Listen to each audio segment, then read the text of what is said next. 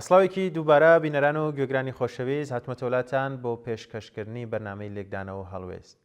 لە بەرنامەی ئەم جارشدا وەک هەمیشە چەند بابەتێکمان ئامادەیە و بۆتان دەخوێنمەوە. بابەت یەکەممان بەناونیشانی میدیا و میدیاکاری پۆپۆلیست و بەرپرسیارەتی کۆمەڵایەتی. ئەم بابەتە لەلایەن چۆلی ئەسعەد ئامادەکراوە.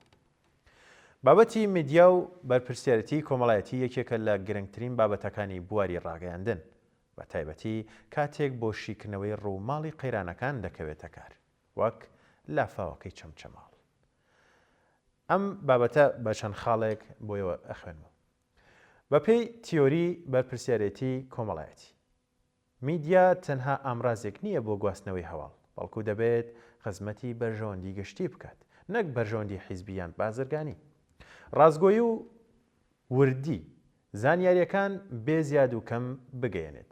ئارامی کۆمەڵایەتی لە کاتی تنگانەتان نەبێتە هۆی شکاندنی شکۆی و سەروەری مرۆڤ و ناچار بە کڕوزانەوەی بکات و کەسایەتی لە بەرچاوی کۆمەڵ منداڵەکانی و ناسراوەکانی بڕوخێنێت لە پاڵ بڵاوکردنەوەی ترس و دڵڕاوکی. خاڵێکی تر ئەوەیە لافاوەکەی چەمچەماڵ و شۆڕش و تەکیە و چەند جێگا لەو شوێنانە شکست یان سەرکەوتنی میدیاییە. کاتێک لافاو لە چەمچەماڵ ئەو ناوچەیە یان هەر ناوچەیەکی تری کوردستان ڕوودەدات، ڕۆڵی میدیا لە چوارچێوەی بەرپرسیارەتیدا بەم شێوەیە دەردەکەوێت. لایەنە ئەرێنیەکان گەیاندنی دەنگی لێقەوماوان، گوشار خستنە سەر لایەنی پەیوەندیدار بۆ بەهاناوەچوون و قەرەبووکردنەوەی قوربانیان و هەندانی جەماوەری بۆ هاوکاریکردنیان ئەگەر پێویستی کردو و بڵاوکردنەوەی هۆشداریەکانی کەشناسی. لایەنە نەرێنیەکانیش ئەوان لادان لە بەرپرسیارەتی، نمایشکردنی ئازار. زۆر جار میدیاکان و وێنەی قوربانیەکان و گریان و برسیەتی و ترسی منداڵ و ژنان بۆ کۆکردنەوەی لایک و ڤیو بەکاردێن کە ئەمە پێشێلکردنی کەرامەتی مرۆڤە، هەواڵی چاواشە. بڵاوکردنەوەی ژمارەی ناڕاستی قوربانیەکان یان گەورەکردنی قەبارەی زیانەکان بەبێ پشتڕاستکردنەوە کە دەبێتە هۆی شڵەژانی دەرونی خەڵکی ناوچەکە. خاڵێکی تر زاڵبوونی دیاردەی میدیایی پۆپۆلیست. لە کەناڵە کوردیەکاندا پۆپۆلیزمی میدیایی لە هەرێمی کوردستان بووەتە دیاردەیەکی مەترسیدار. ئەم جۆرە میدیایە کار لەسەر سۆزی جەماوەر دەکات، نەک ژیریان. تایبەتمەندیەکانی میدیای پۆپۆلیستی کوردی لە کاتی کارەسەتەکاندا و سادەکردنەوەی کێشەکان. لەبری ئەوەی باز لە هۆکارە زانستیەکانی لافاو وەکو بڵێن گۆڕانی کەش و هەوا، تێکدانی ڕێڕەوی ئاو یان نەخشەی ناتەواوی شارەوانی بکرێت، هەموو کێشەکە لە چەند دروشمێکی سۆزداری دژی لایەنێکی دیاریکرا و کورد دەکرێتەوە یان کورد بکرێتەوە. پەیامنێر و پێشکەشکار دەبنە پاڵەوان و لە ناو ئاوەکەدا دەوەستێت و بۆ ئەوەی بڵێت من لەگەڵتانم لە کاتێکدا ئەرکیە و گواستنەوەی زانیاریە نەک نمایش. ئاراستەکردنی ڕقیش، بەکارهێنانی تووڕەیی خەڵک و ئاراستەکردنی بە شێوەیەکی پۆپۆلیستی کە خزمەت بە چارەسەری بنەڕەتی ناکات، بەڵکو تەنها جەماوەرێکی کاتی بۆ کەناڵەکە دروست دەکات. فەرامۆشکردنی پسپۆڕی. لە جیاتی چاوپێکەوتن لەگەڵ ئەندازیارێکی شارەوانی یان شارزایەکی ژینگە، میدیای پۆپۆلیست تەنها ڕووماڵی ئەو کەسانە دەکات کە هاوار دەکەن و قسەی تون دەڵێن، چونکە ئەمە بینەری زۆرترە. دەرەنجام و چارەسەر لە نمونەی لافاوەکەی چەمچەماڵدا میدیا لە نێوان دوو بەشدایە یان لە دوو بەرداشتایە. بەرپرسیارەتی ئەخلاقی بۆ چارەسەرکردنی کێشەکە و پۆپۆلیزمی بازرگانی بۆ بەدەستهێنانی ناوبانگ. بۆ ڕاستکردنەوەی ئەم ڕێڕەوە پێویستە ئیتیکی ڕۆژنەماوانی سندیکا و ناوەندە میدیایەکان کۆدێکی ئەخلاقی بۆ ڕووماڵی کارەسەتەکان دابنێت. میدیای لێکۆڵینەوە. لە بری گریان و هاوار، میدیاکان داوای لافاوە یان دوای لافاوەکە بە دواداچوون بۆ بودجەی پرۆژەکانی ئاوەڕۆ و کەم و کوڕیە ئەندازیاریەکان بکەن. هۆشیاری وەرگر یاخود بینەر. بینەری کورد پێویستە جیاوازی بکات لە نێوان ئەو میدیای خەمی ئەوێتی و ئەو میدیایی دەیەوێت ئازارەکەی ئەو بکاتە کاڵایەک بۆ فرۆشتن. بە کورتی میدیای پۆپۆلیستی کوردی و هەندێک میدیاکارانی خۆپەرست لە کاتی لافاوەکەی چەمچەماڵ و ڕوودا و هاوشێوەکاندا زۆرجار وەک برین پێش دەرنەکەوتووە، بەڵکو وەک نمایشکارێک کاری کردووە کە سوود لە خوێنی برینەکە دەبینێت بۆ زیادکردنی ژمارەی بینەرەکانی میدیاکی.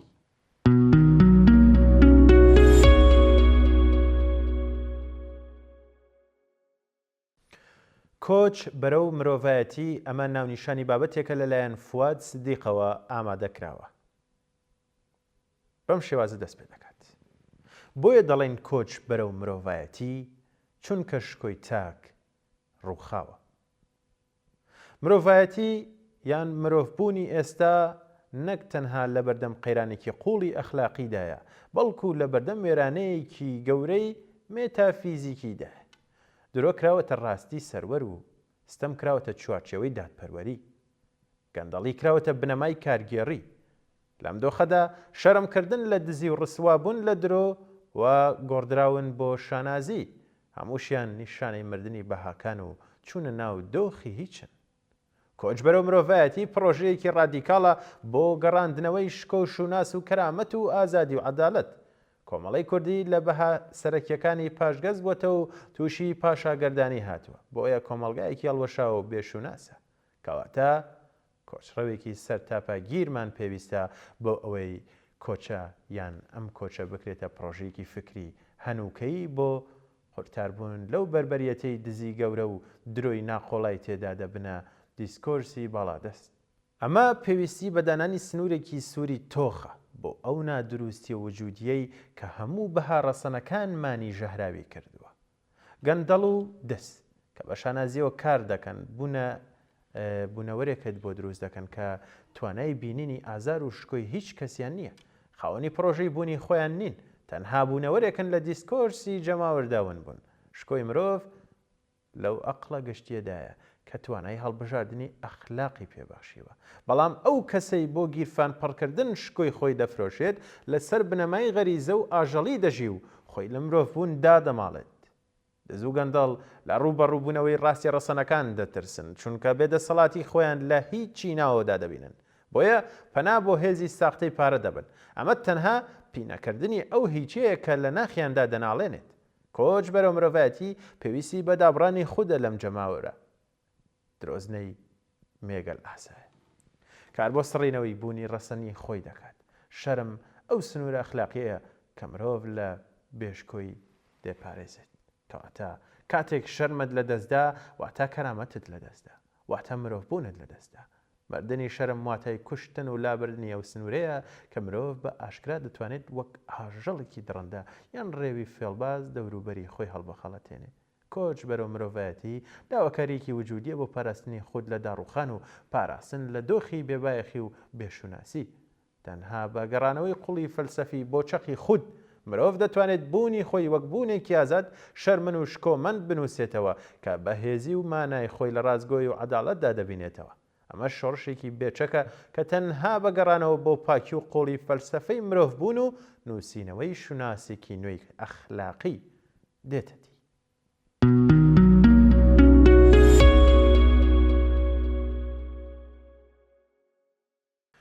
هاوپەیمانی سێقۆڵی و شەڕی وزە یان پلانگێڕێکی هەواڵگری دژیان قەرە. ئەم بابەتە ناونیشانی بابەتێکە لەلایەن کارۆخسەی ڕزگارەوە ئامادەکراوە. بەم شێوازە دەست پێ دەکات.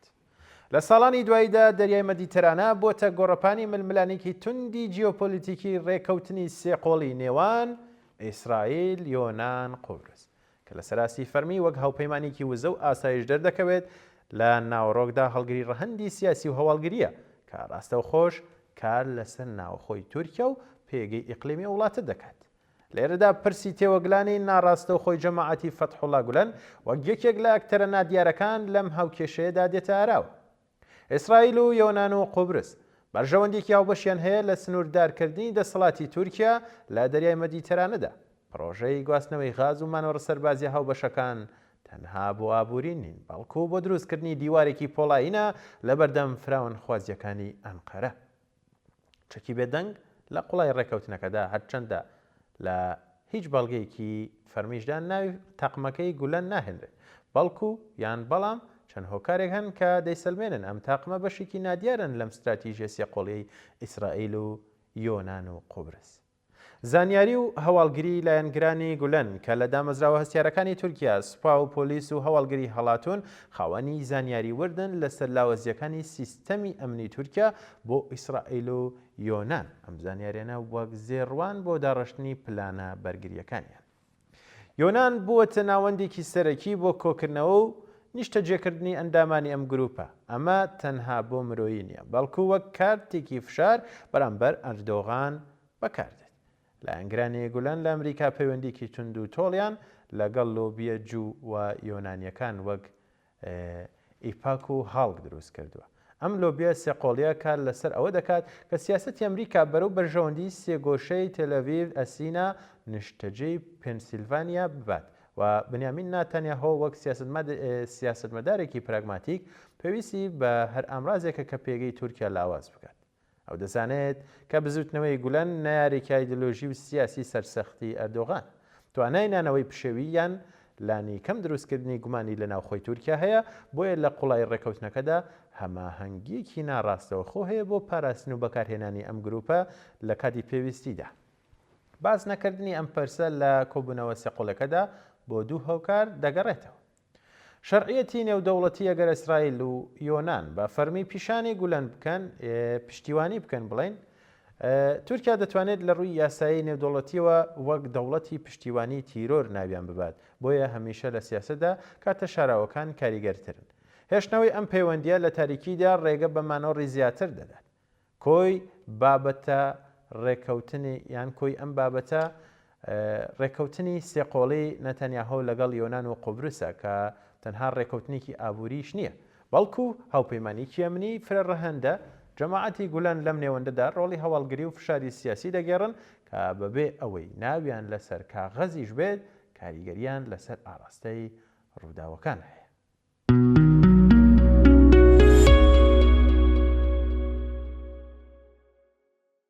بەڵێ بینەرانی خۆشەویست لێرەداش هاتینە کۆتایی خوێندنەوەی بابەتەکانی ئەم جارەی بەرنامەی لێکدانەوە هەڵوێست تا ئامادەکردنی چەند بابەتێک و خوێندنەوەی لە بەرنامێکی تردا هەر شاد بن.